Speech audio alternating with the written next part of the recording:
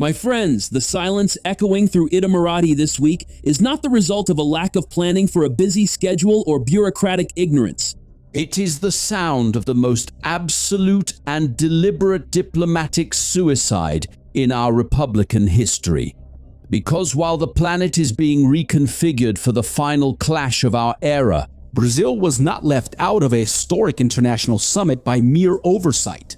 Brazil coldly and methodically chose to give the kiss of death to its own sovereignty and continental influence, pulling up a chair and sitting at the table of barbarism. No one is gonna say this on Jornal Nacional or on Luciano Huck's show. But what is happening now will determine whether the country will be a free nation or an annex of dictatorships for the next 50 years. So what now? I'll tell you why. But first, subscribe to the channel, turn on the notification bell, and leave a like on the video because it takes a lot of work to make. At the end of 2025, the global stage suffered an earthquake that broke the foundations of the West. Vladimir Putin flew to the Chinese capital and, side by side with Xi Jinping, officially declared the birth of a new global order. The axis of dictatorships was consolidated, uniting China, Russia, North Korea, and Iran, operating in symbiosis with Latin American tyrants. And in the midst of this game of declining superpowers, the current one, the Brazilian president, acting like an aged relic of last century's unionism, started to hysterically shout all over the world, demanding the end of the dollar's hegemony. Every night I ask myself why all countries are forced to conduct their trade backed by the dollar. Why can't we conduct our trade backed by our own currency? He thought he was setting the pace of geopolitics, but the truth is much darker. Beijing and Moscow needed a clown, I repeat, a useful clown to set fire to the Western circus. someone expendable to test Washington's limits and see how far the smoke would reach. Did you see the pattern in what's happening? The smoke reached far. But they brutally underestimated the American response. The shield turned into a sword. With the return of the hardline wing to the United States under the command of Donald Trump, the civilizational war that was already quietly underway exploded in retaliation. Trump didn't send formal statements of condemnation. He surrounded the island of Cuba, attacked Iran's infrastructure, and in a lethal and swift strike at the beginning of 2026, arrested the Venezuelan dictator Nicolás Maduro. Panic engulfed the Palacio do Planalto. The old foreign policy of sitting on the fence. The American government formed the Shield of the Americas, declaring total war, unrestricted and non-negotiable, against the drug cartels, the Sao Paulo Forum, the Cuban regime, and the infiltration machine. Russia, China, or in the correct order, China and Russia. Do you see that pattern too? There, the point of no return was drawn on the ground. Lula was cornered by history and forced to listen. To choose a side, and in a way that's frightening for the future of the Brazilian taxpayer, he chose the side of the shadows. Now pay attention to what's happening right here in our backyard. All of the Americas have awakened.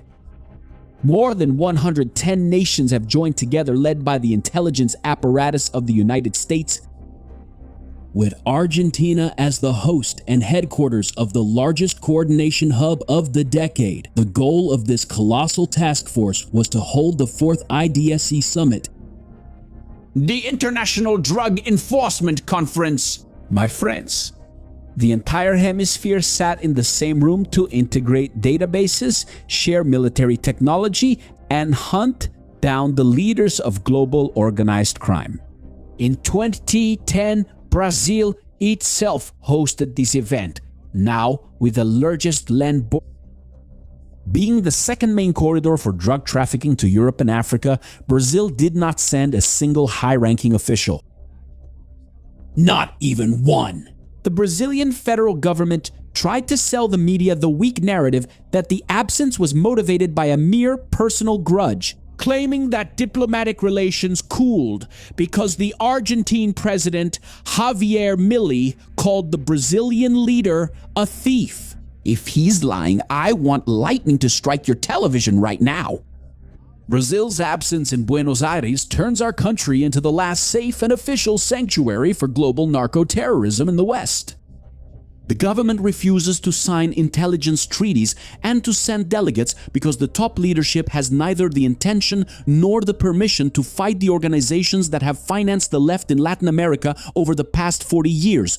It's the perfect ideological symbiosis. Organized crime destroys the cohesion of a free society, undermines public safety, and creates the chaos that justifies state interventionism and citizen dependency. You don't go after the financial structures that operate as your own hidden partners in controlling the national territory.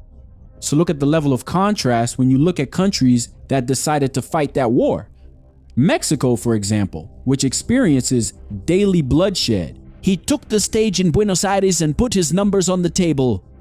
In just 2 years, the Mexican government made more than 63,500 high-impact arrests. It seized the staggering number of 32,800 heavy weapons and military-grade weapons and incinerated 518 tons of pure drugs. 518 tons.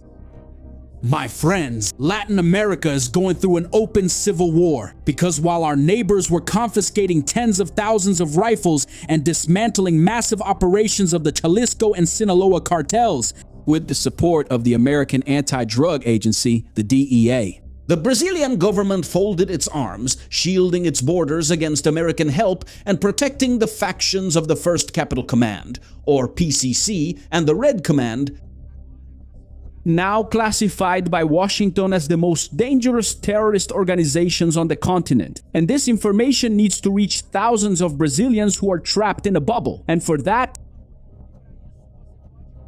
you can directly sponsor this episode using the super thanks, the super like down below, or the information that appears on your screen. Because this matters to Brazil. It's a civilizational war. And if you think the retaliation from the American government will come in the form of slow sanctions or letters of disapproval, read out in the UN plenary. You still haven't seen the relentless mechanics of the second level of this war. Are you ready? Follow me, guys.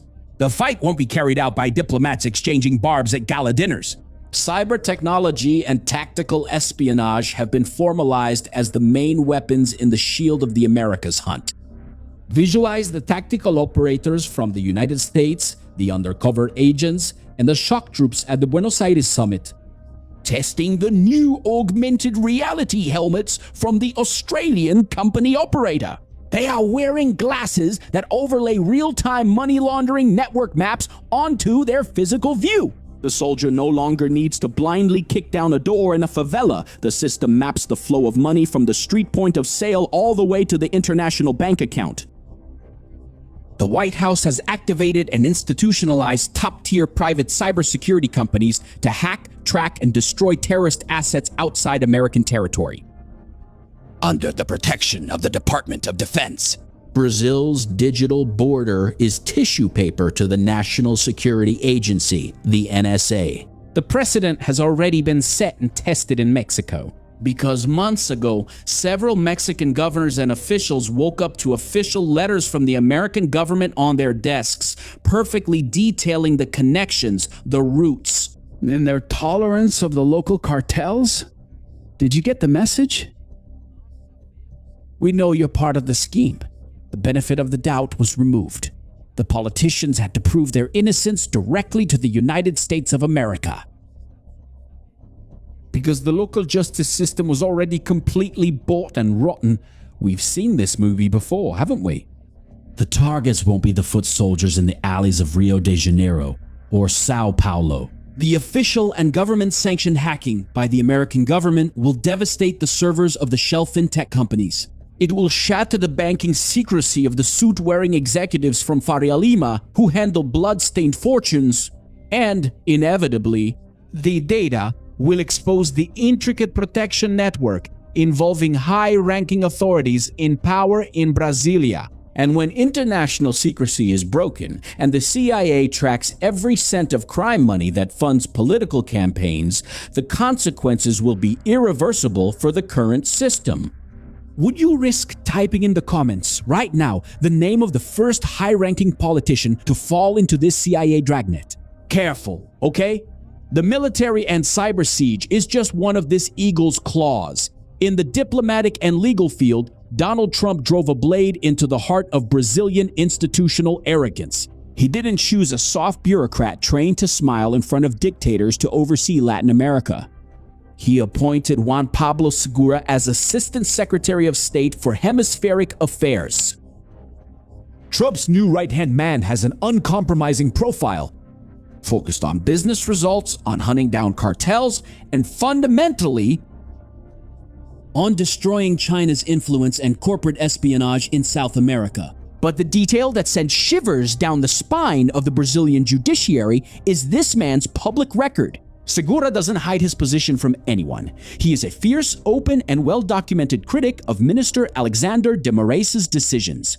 During the historic clash that culminated in the unconstitutional suspension of X, formerly Twitter, and in threats of imprisonment against Elon Musk's lawyers, Juan Pablo Segura publicly stated categorically that sovereignty is a two-way street, criticizing the insanity of single-judge rulings by Brazilian courts that dare to attack freedom of speech, confiscate assets, and threaten American companies. The illusion that Brazil's Supreme Federal Court is untouchable beyond its own borders has just collapsed. By appointing a direct critic of Alexander de Moraes to lead relations for the entire continent, Trump gave the second kiss of death to the false narrative of democracy that the system tries to sell abroad. American diplomacy is now led by a group that perfectly understands that the national sovereignty discourse of the aged relics government is, in practice, just a cardboard shield used to shield censorship and protect ideological partners from international law. If Brazil's Supreme Court keeps playing at dictating rules to American tech companies,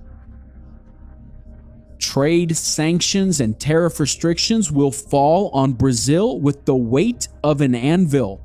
And that's why you can't give in to the shallow thinking that if Brazil causes so much trouble, the United States will simply turn its back and abandon us to our own underdevelopment. The logic doesn't work like that in the geopolitics of superpowers. Brazil is the grand prize, understand that. We are the indispensable treasure chest for maintaining power in the 21st century. We have the largest freshwater basin in the world. Our reserves of niobium and rare earths are crucial for the manufacture of missiles, microchips, and batteries for stealth fighters. We have the pre-salt basins, agribusiness that feeds 1 billion people, and a geographic position that controls the South Atlantic and the west coast of Africa. My friends, what a source of pride is to be Brazilian. But hold on a second. Donald Trump is not going to back down and hand over the most complex and strategic country on the planet on a silver platter to Xi Jinping and Vladimir Putin because of a failed ideology from a temporary government.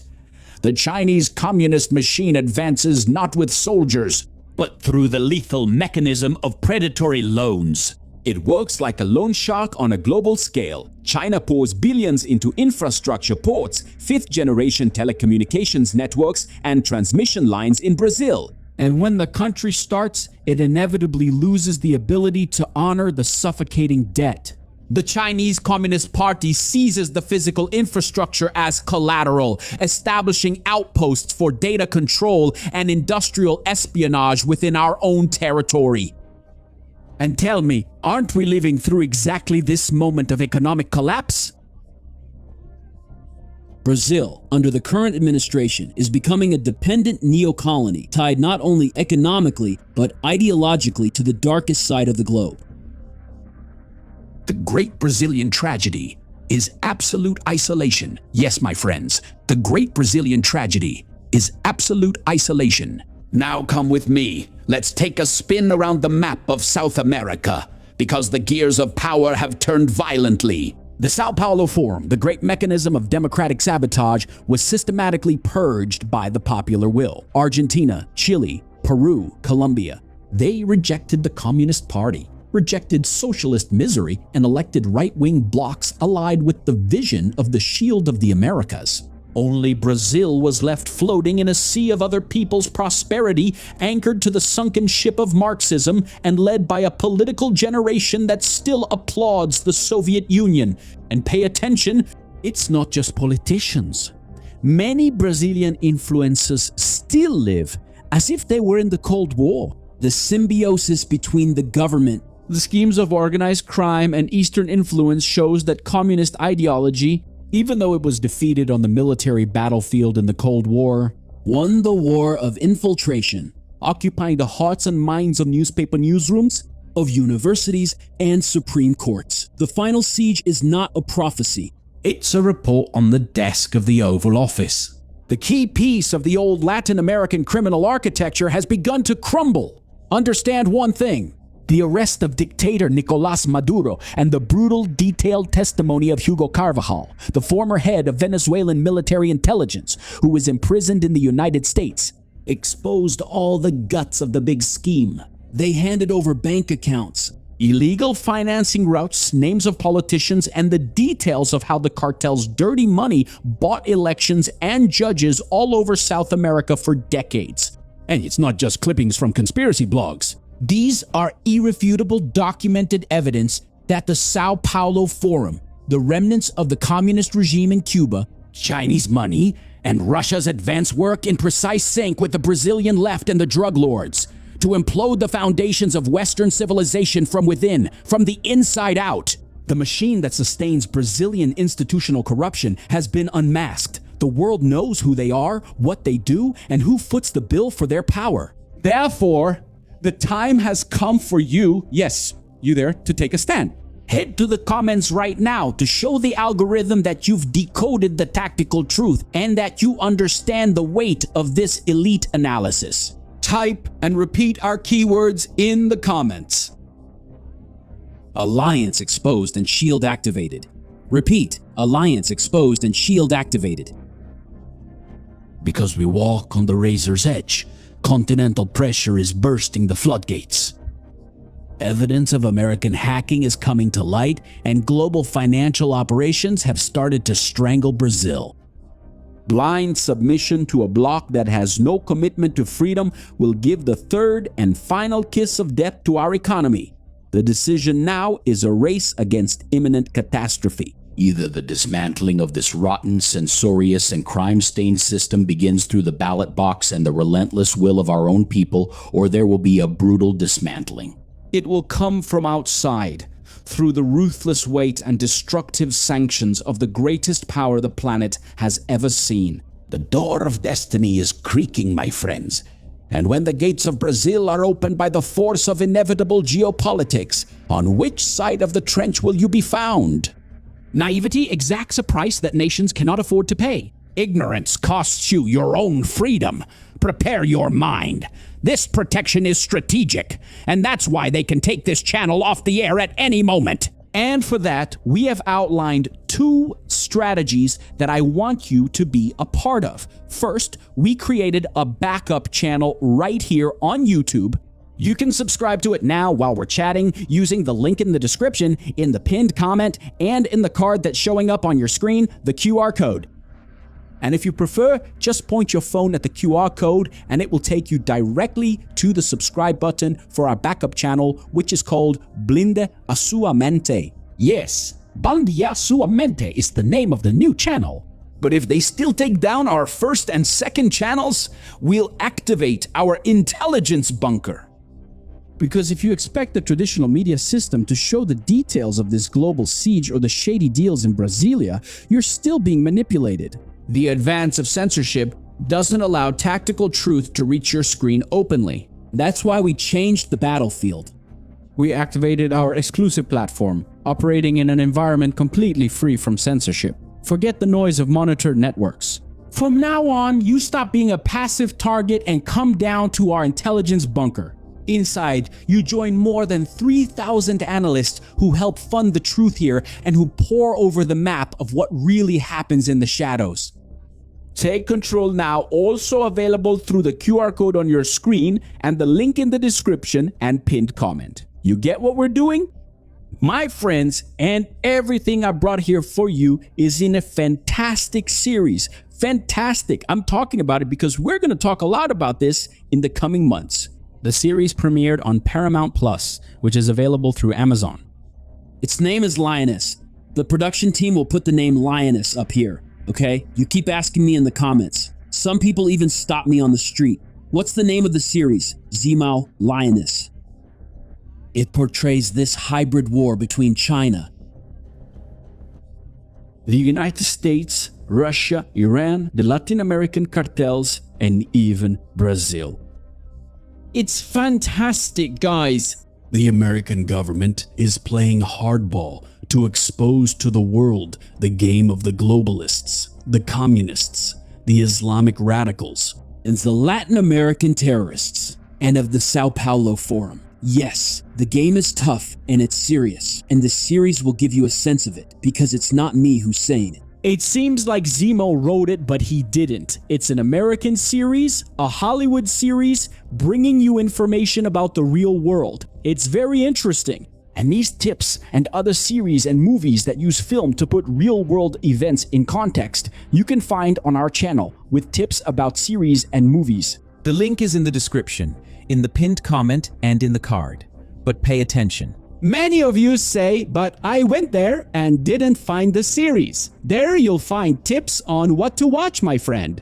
The series obviously will be on the streaming service. Link in the description, in the pinned comment, and in the card, which we are showing you now on the screen. Subscribe to the channel, turn on the notification bell, and leave a like on the video, because it takes a lot of work to make, and it really is hard work. And that's why you can sponsor this video directly using Super Thanks, right, the like button, or the information that's showing up on your screen right now. Blinda a sua mente, yes. Blinda a sua mente. I'm Shimon Oliveira, and I'll see you in the next video. See you then.